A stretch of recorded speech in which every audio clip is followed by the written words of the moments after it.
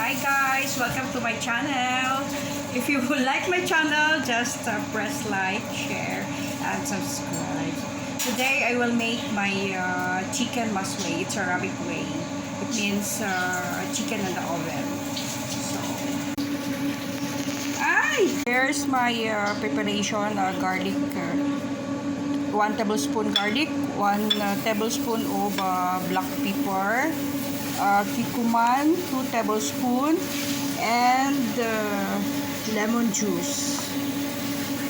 So this is my chicken. I marinated within 2 hours.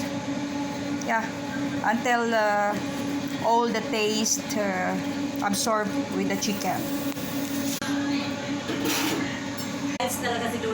So this is it. I put in the tray and put it on the oven. So here is it in the oven.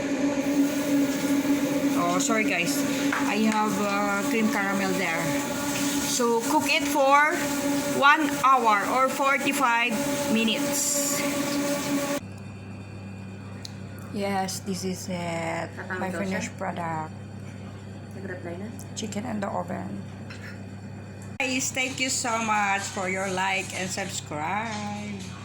This is Arlene.